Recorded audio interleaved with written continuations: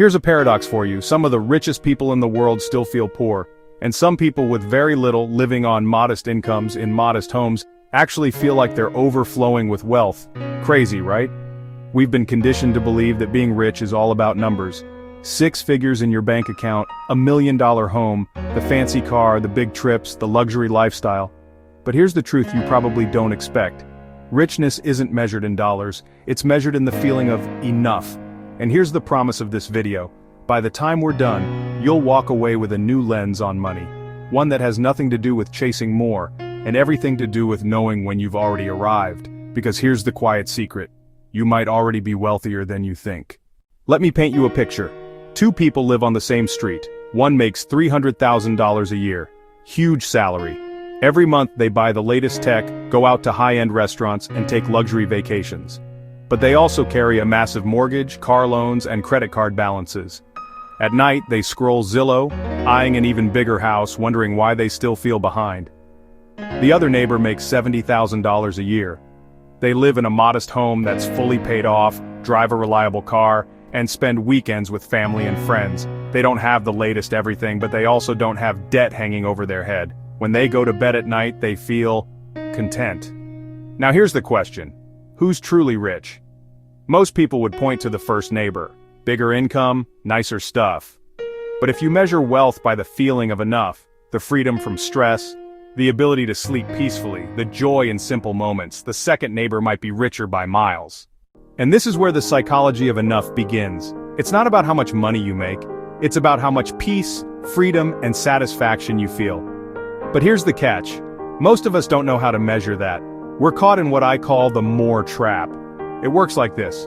You reach one milestone, you finally get the raise, the car, the house, whatever, and for about 5 minutes you feel good. Then, almost instantly, the goalpost moves. Now you want the next thing, and the next thing, and the next thing. Sound familiar? It's why people who have it all often feel like they don't have enough. Because enough isn't a number, it's a mindset. Let me tell you a quick story. There's a famous moment where author Vonnegut told a story about attending a party at the home of a billionaire. He turned to his friend Joseph Heller, the author of Catch-22, and joked, "You know, our host makes more money in a single day than you will in your entire lifetime from your book." Heller's response? He smiled and said, "Yes, but I have something he will never have. Enough."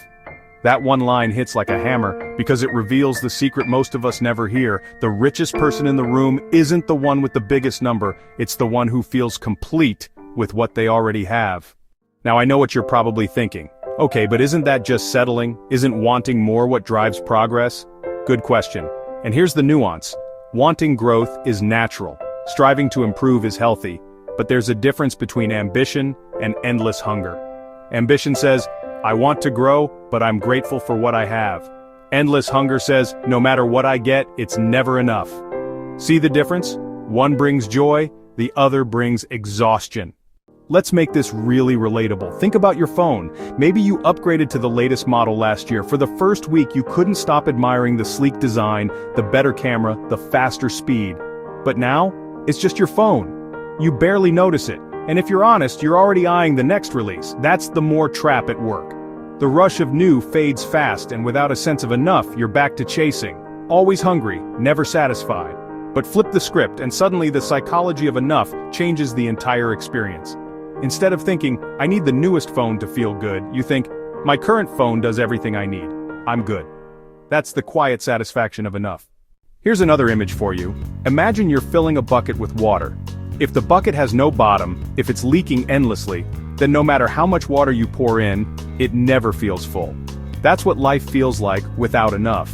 More money, more stuff, more status, yet the bucket always leaks. But once you fix the bottom, once you define your enough, suddenly even a small bucket feels full. You can stop pouring endlessly. You can step back, smile, and finally rest. That's the shift I want for you. Let's add a little curiosity tension here. Did you know that studies show after a certain point, more income barely moves the needle on happiness? For years, the number researchers quoted was around $75,000 a year in the US, though recent studies suggest it varies by person. But the point isn't the number. It's that once your basic needs are met and you have a little room for comfort, piling on more money doesn't equal piling on more happiness. And yet, we chase anyway. Why? because our culture sells us the idea that happiness is always one purchase away. Now, I want you to reflect on this. When was the last time you told yourself, if I just had that one thing, I'd finally be satisfied? Maybe it was a raise, maybe a house, maybe even just a gadget. Be honest, did it actually satisfy you? Or did it just move the goalpost again? That's the sneaky truth. Enough isn't out there, waiting to be bought. It's inside, waiting to be recognized. Let me bring this back to a story loop. Earlier, we talked about those two neighbors, the one with the big salary but endless stress, and the one with the modest income but deep contentment. What's the real difference between them? It's not intelligence. It's not opportunity. It's simply that one of them drew a line in the sand and said, "This is enough." That line, whether it's a smaller home, a simpler car, or just more time with loved ones, becomes the boundary that protects your happiness. Without it, no amount of money can save you from feeling poor. So, what's the first key point in this hidden psychology? It's this.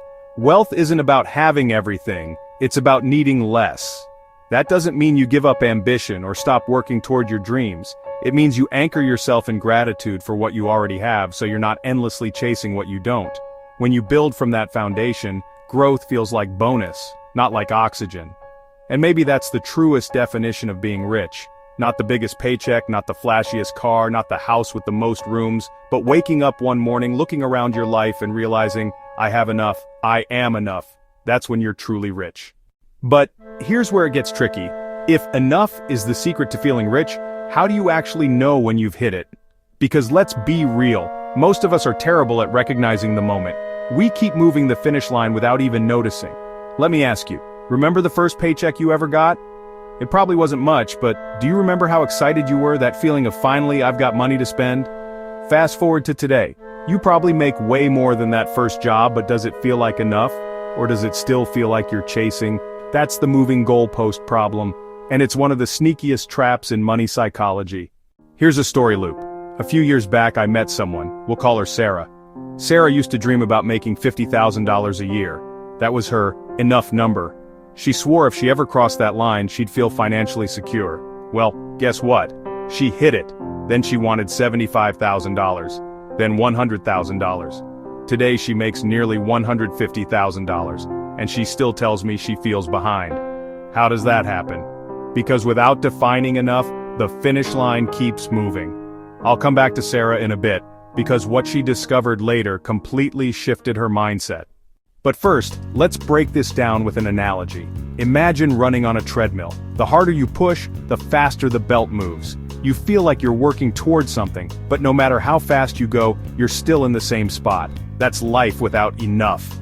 You keep running, you keep sweating, but satisfaction never arrives.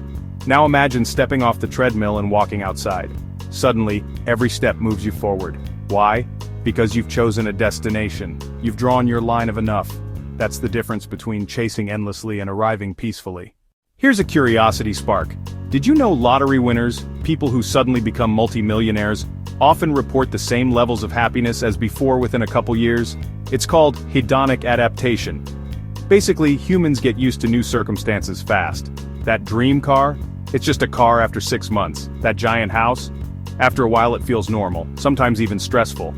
Which raises the uncomfortable question, if money doesn't fix happiness long-term, what does? Let's circle back to Sarah. After years of chasing bigger salaries and still feeling empty, she hit a breaking point. She realized she was earning more than her parents ever dreamed of, yet she was constantly anxious about money. One day, she sat down and wrote out a list.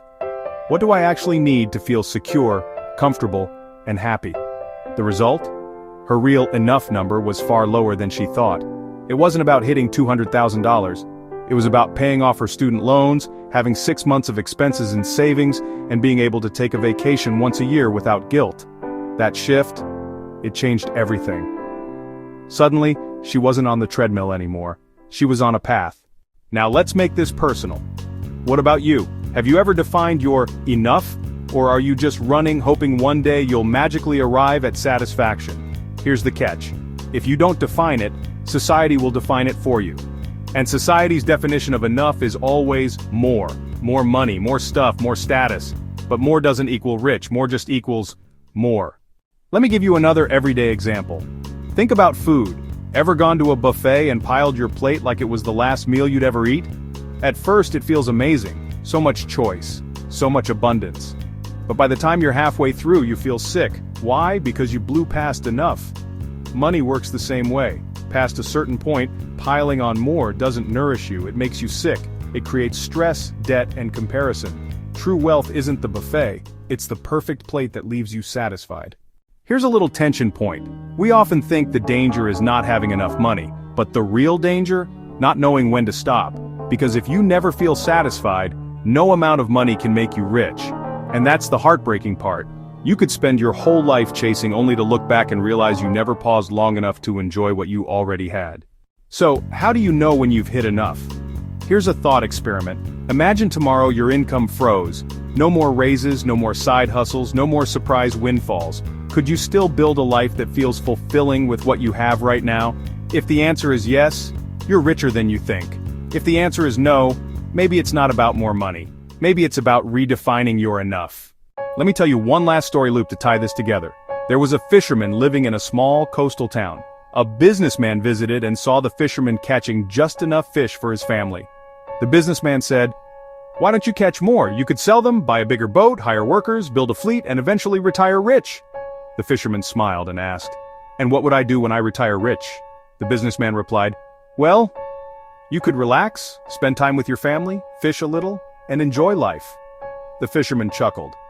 "But I'm already doing that." That story stuck with me because it reveals the heart of enough. Sometimes the thing we're chasing is already in our hands. We just don't recognize it. And that's the aha moment most people miss. Being truly rich isn't about waiting for some distant milestone, it's about realizing when you already have what you once prayed for.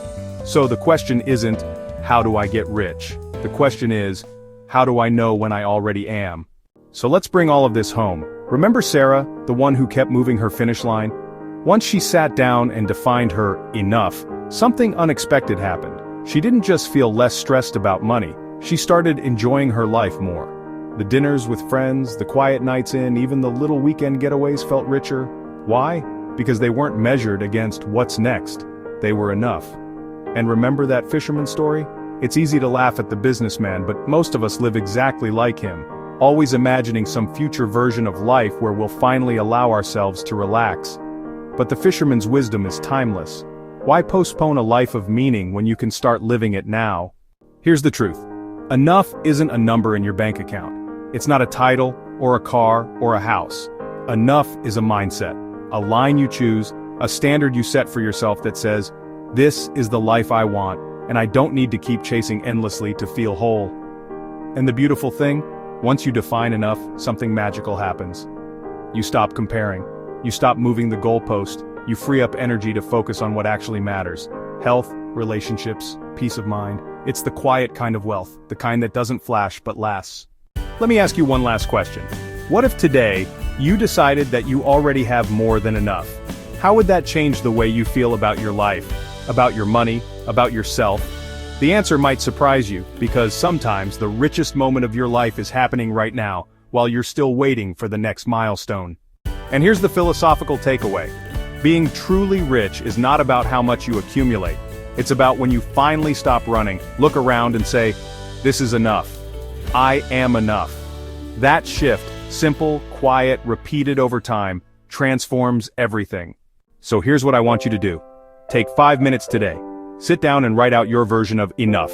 Not society's, not Instagram's, yours. You'll be amazed at the clarity it gives you. And if this conversation sparked something in you, I'd love for you to stick around. Subscribe if you haven't already, and check out my video on insert related video, for example, 7 signs you're secretly getting rich, even if you don't feel it. It's the perfect next step to keep building your version of rich without the noise. Because remember, wealth doesn't shout, it whispers. And the moment you learn to listen, you realize you've had more than enough all along. Link in the description.